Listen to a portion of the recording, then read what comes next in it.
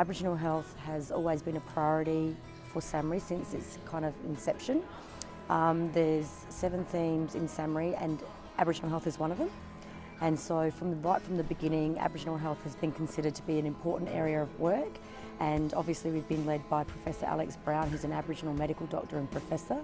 And so having a person of his calibre in SAHMRI has really, I think, assisted us to recruit really good Aboriginal and Torres Strait Islander staff and really set up our program of work based on what the Aboriginal community have told us is important.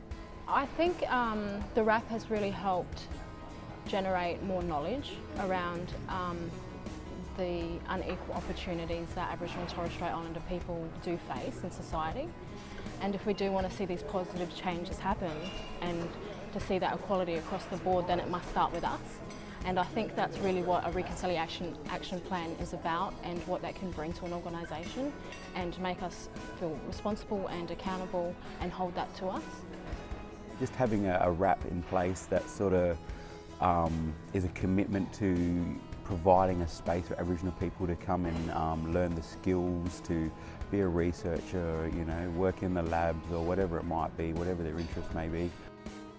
SAHMRI are really committed to building up the Aboriginal community and the skills that they may require to work in a field like this. One of the more senior members of our RAP committee made a very good point to me in regards to reconciliation and how it is everyone's responsibility. It came about when we were planning the launch. She pointed out that although our RAP so far had sat predominantly within our Aboriginal research group and it was those employees that were pushing it, once the RAP was launched and moving forward it needed to be all of SAHMRI's responsibility. I think that's sort of an angle that the rest of SAHMRI hasn't quite grasped, and the longer that our RAP's out and the more they hear about the actions, the more awareness we can raise. You really get the sense that it's important to do research the right way when it comes to Aboriginal people. And so I guess in some ways this is an extension of that general feeling of wanting to make sure that Aboriginal voices are included in everything that we do here at SAHMRI, making sure that we're giving back to the community, really show the wider community that SAHMRI does care about Aboriginal people and they are sort of planning for the future around having Aboriginal people engaged in research. I think very early on in the committee, when we started planning what our reconciliation action plan would look like, we knew that it was important to us as an organisation to seek out local artists to produce the artwork, also to reflect our story of our organisation, what we aim to achieve here. I think that SAHMRI has a responsibility to the South Australian public, not only in health, but in ensuring that all people within South Australia have equal opportunities and have a future in STEM careers. So the government puts a lot of focus on future careers in science and technology, and so I think that SAHMRI has to show a commitment to the whole of South Australia and the whole of Australia. But we also want to think about the future and how we could have, young people coming into SAHMRI to work in various themes across SAHMRI. Also the mums and babies theme have done really well and have got a little, starting to get a critical mass of Aboriginal staff, and we think that that can be replicated across the Institute. So, SAHMRI acknowledges that there's work to be done, but also the RAP has generated conversation and has also, I think, educated people around why we need to have something like a reconciliation plan and why we need to work together in partnership with non-Aboriginal people to really make a difference towards the future for Aboriginal and Torres Strait Islander people in South Australia. Namarni, Nai Nariartu, Nakaramero, Nagarna, Ngarinjari, Yankajargarta.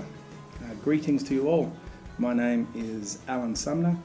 I'm the firstborn son in my family.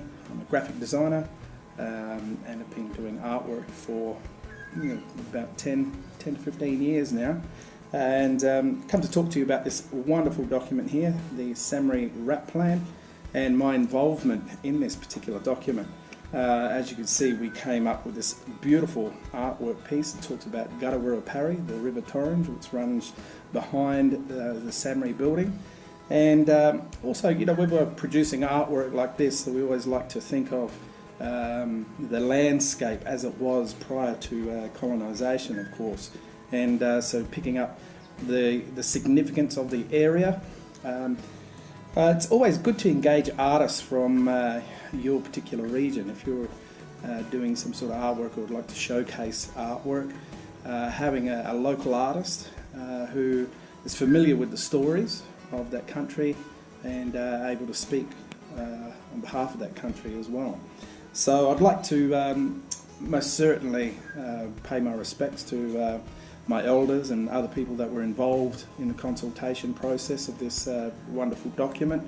And also to highlight at the back of this document, I've just noticed that there is a wonderful story here which goes through and talks to you a little bit more in depth about the artwork and all the symbols that have been used to create the artwork. There's one particular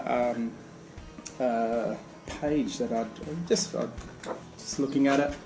In the action plan, like any action plan, it's absolutely fantastic to find some goals, things that are measurable. And the number 10 action comes up here. It says investigate opportunities to incorporate Aboriginal and Torres Strait Islander supplier diversity within our organisation. I think that's a wonderful goal to have there, and most certainly commend those organisations that do seek out Aboriginal businesses and artists to produce works for their organisations. So I'd like to take this moment just to basically say thank you very much to SAHMRI and the Wadley Paringa team for allowing me to be part of this journey.